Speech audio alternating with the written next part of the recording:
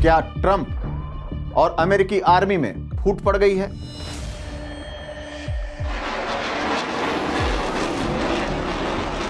कि अमेरिकी army Trump को इस हमले से पहले चेता रही है?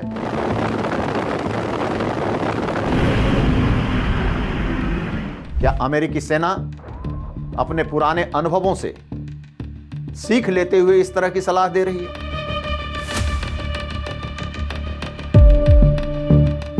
सऊदी अरब और कतर दोनों पहले ही कह चुके हैं कि ईरान पर हमला नहीं होना चाहिए।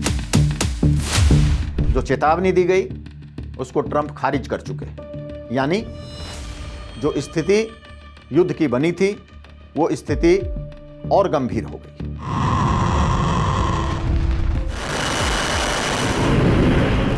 क्या अमेरिकी सेना ट्रंप के खिलाफ हो गई है? क्या ट्रंप और अमेरिकी आर्मी में फूट पड़ गई है? ईरान पर हमले को लेकर अमेरिका कोई फैसला क्यों नहीं कर पा रहा है? ट्रंप 2 कदम आगे और 2 कदम पीछे क्यों कर रहे हैं? कहीं ये ट्रंप की जिद, ट्रंप के एक तरफे फैसले, ट्रंप की सनक, उसका तो नतीजा नहीं है कि अमेरिकी आर्मी को ट्रंप के खिलाफ जाना पड़ रहा है? आखिर ऐसा क्या है कि अमेरिकी आर्मी ट्रंप को इस हमले से पहले चेता रही है, हकीकत बता रही है? अगर हमला करता है अमेरिका तो उसके क्या परिणाम होंगे ये गिना रही है?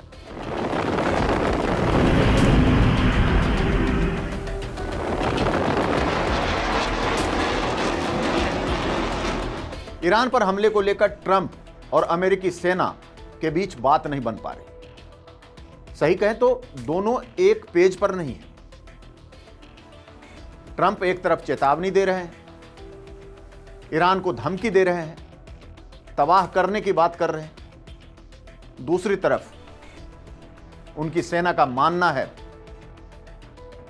कि ऐसा कोई भी फैसला बेहद ही गलत होगा, अमेरिका के लिए घातक होगा, नुकसानदेह होगा और अमेरिका को इस तरह के फैसले लेने से पहले कई बार सोचना चाहिए।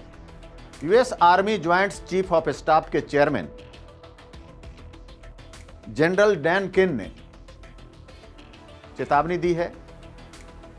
कहा है कि अगर ईरान पर हमला करता है अमेरिका तो इस बात की प्रबल संभावना है कि यह युद्ध लंबा खींचेगा, यानी अमेरिका खामखा एक बड़े युद्ध में उलझ कर रह जाएगा। साथ ही जो सहयोगी देश हैं अमेरिका के, उनका भी सहयोग, वो भी शायद खुलकर अमेरिका के साथ खड़े नहीं होंगे। तीसरा, उन्होंने कहा कि लंबा युद्ध खींचेगा जिससे अमेरिकी सेना को भारी नुकसान हो सकता है। साथ ही अरबों डॉलर अमेरिका के यूं समझे पानी में बहा दिए जाएंगे। इस तरह के कई नुकसान बताए हैं ट्रंप के उस धमकी के बाद, ट्रंप की उस जिद के बाद। हालांकि ट्रंप ने इन तमाम चीजों को खारिज किया। ट्रंप ने कहा कि फैसला तो वही लेंगे और ईरान अगर समझौते के लिए तैयार नहीं होता है, ईरान उनकी बात नहीं मानता है, तो ईरान को तबाही झेलनी ही पड़ेगी। लेकिन सबसे बड़ा अहम सवाल यह है कि आखिर अमेरिकी सेना डर क्यों रही है?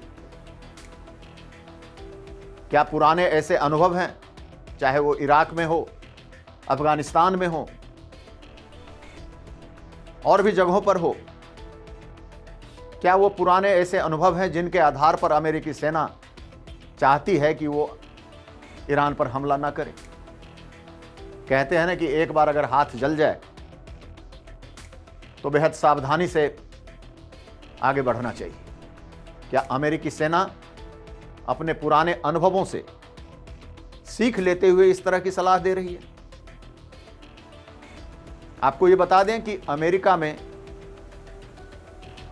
जो भी फैसला होता है, अमेरिकी संविधान में सेना का सर्वोच्च राष्ट्रपति होता है।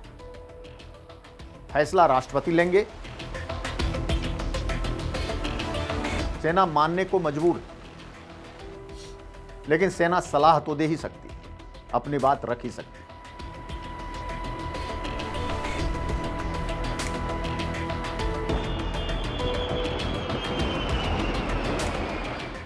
केन ने व्हाइट हाउस और पेंटागन में भी चिंता जताई।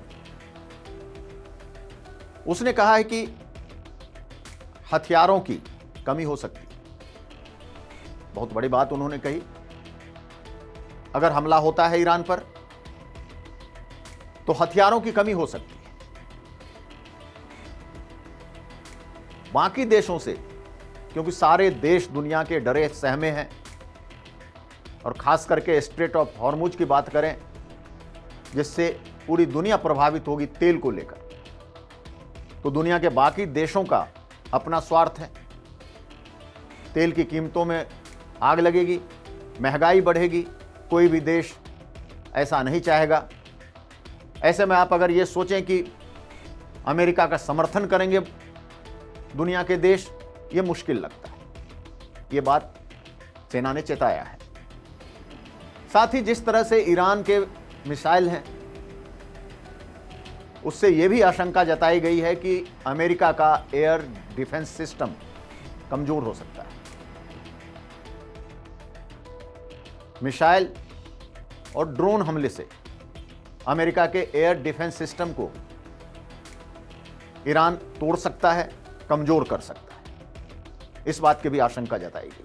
ऐसे में सलाह दी गई है कि सीधा हमला ना करके डिप्लोमेसी के तहत, एक अच्छी मजबूत डिप्लोमेसी के तहत इस मामले को सुलझाया जाए, ना कि युद्ध के जरिए। यानी युद्ध नहीं, डिप्लोमेसी की सलाह दी गई। लेकिन ट्रंप हैं कि जिद पर अड़े हैं। ट्रंप की जिद ही कहें कि पिछले साल भी अमेरिका ने ईरान के न्यूक्लियर साइट्स पर हमले किए थे। इजराइल भी साथ में था। 12 दिनों तक यह युद्ध चला था। कई न्यूक्लियर साइट्स तबाह भी किए गए, जैसा कि दावा किया जा रहा है। और ट्रंप को लगता है कि इस दफा भी सबसे पहले तो ईरान के न्यूक्लियर साइट्स उनके निशाने पर होंगे, अमेरिकी फौज के निशाने पर होंगे। एक और ट्रंप के लिए चिंता की बात है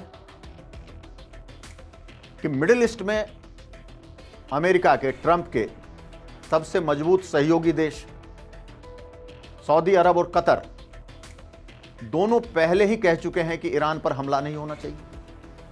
ये एक झटका है ट्रंप के लिए। सऊदी अरब और कतर ने यह भी कहा कि वो अपने जमीन का इस्तेमाल, अपने एयर स्पेस का इस्तेमाल ईरान पर हमला करने के लिए नहीं होने देंगी। धीरे धीरे मिडिल ईस्ट के बाकी देश, खाड़ी के बाकी देश भी प्रत्यक्ष या परोक्ष रूप से ईरान के साथ हो रहे हैं। भले ही ईरान के साथ वो खुलकर खड़े नहीं हो रहे, लेकिन इतना जरूर कह रहे हैं कि ईरान पर हमला नहीं होना चाहिए। साथ ही ये भी कह रहे हैं कि अपनी जमीन का इस्तेमाल, अपने एयर स्पेस का इस्तेमाल ईरान के खिलाफ किसी हमले को करने के लिए नहीं देंगे। यह अमेरिका के लिए अच्छी खबर नहीं है। आप झटका कह सकते हैं अमेरिका के लिए। अगर आप अमेरिकी सेना की बात करें तो आइए आपको यह भी समझाते हैं कि जो अमेरिकी सिस्टम है वहां सेना तख्ता पलट नहीं कर सकती। तख्ता पलट की संभावना ना के बराबर है। अमेरिकी संविधान के तहत सेना का काम देश की सुरक्षा करना है, देश की रक्षा करना है, और राष्ट्रपति के अधीन होती है सेना। यानी अगर ट्रंप अपनी जिद पे अड़े रहते हैं और हमले का आदेश देते हैं तो सेना के पास युद्ध में जाने के, हमला करने के अलावा कोई दूसरा ऑप्शन नहीं बचता है। जाहिर सी बात है, जो सलाह दी गई, जो चेतावनी दी गई, उसको ट्रंप खारिज कर चुके हैं। यानी जो स्थिति युद्ध की बनी थी वो स्थिति और गंभीर हो गई।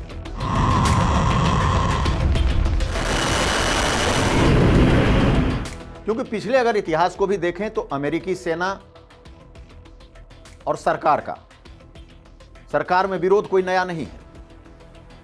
इराक को लेकर भी सेना ने अपनी राय जताई थी, लेकिन नहीं मानी गई। नाटो को लेकर, नाटो की फंडिंग को लेकर अमेरिकी सेना बार बार कहती रहती है। इसके अलावा अफगानिस्तान को लेकर, वहां भी अमेरिकी सेना की कुछ और राय थी, सरकार की कुछ और राय थी। दरअसल सेना यह चाहती है, अमेरिकी सेना, कि इंडो पैसिफिक रीजन में, यानी ताइवान, साउथ चाइना सी जैसे इलाकों में, क्षेत्रों में अमेरिकी आर्मी की, यूएस आर्मी की स्ट्रांग प्रेजेंस हो, मजबूत उपस्थिति हो। यह अमेरिकी सेना चाहती है। ट्रंप कुछ और चाहते हैं। रूस और यूक्रेन युद्ध को लेकर भी सेना और सरकार में थोड़े बहुत मतभेद रहे,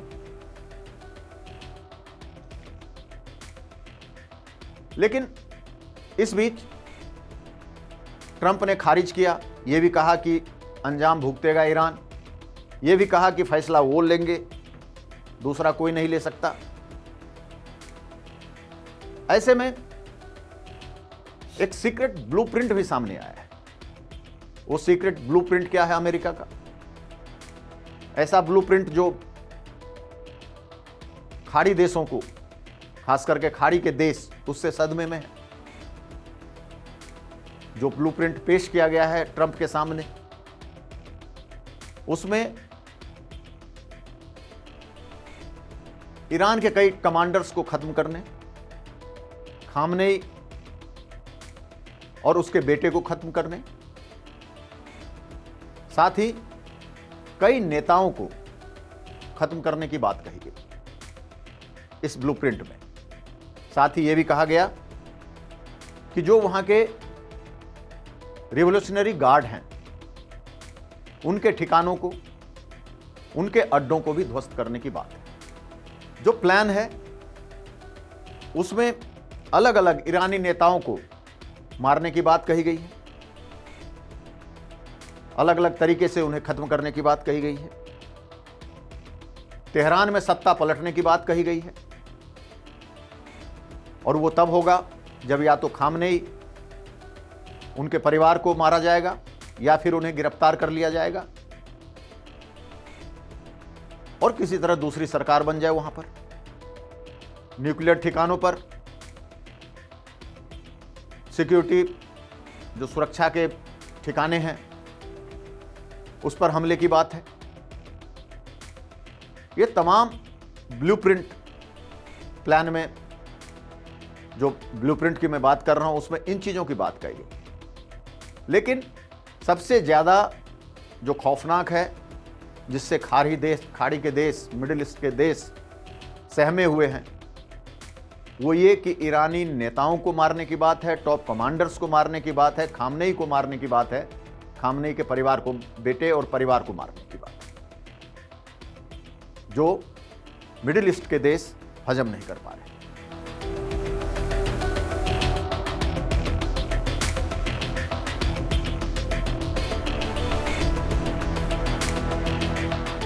याद करिए 2020 में जो ट्रंप का पहला कार्यकाल था, तो ट्रंप ने ईरान के टॉप मिलिट्री कमांडर सुलेमानी को मारने की मंजूरी दी थी। तो इससे पहले भी ट्रंप ऐसा कर चुका है। अब सवाल यह है कि ईरान पर हमले से अमेरिका को क्या मिलेगा? क्या है अमेरिका का एंड गेम? चलिए मानते हैं हमला करेगा, तो अमेरिका का एंड गेम क्या है? क्या मिलेगा ईरान पर हमले से अमेरिका को? दरअसल ट्रंप भी नहीं चाहते, अमेरिकी सेना तो चाहती ही नहीं है, ट्रंप भी नहीं चाहते कि फुल फ्लेज्ड वॉर में जाए। वो सीमित युद्ध चाहती है। सीमित युद्ध का मतलब जो मैंने पहले बताया, टॉप कमांडर्स को निशाने पर लेना, न्यूक्लियर साइट्स को तबाह करना, जो मिलिट्री बेसेज हैं उन्हें तबाह करना, उन्हें खत्म करना, और ऐसी स्थिति पैदा कर देना ईरान पूरी तरह अमेरिका के भरोसे हो जाए। अमेरिका के फैसले का मोहताज हो जाए।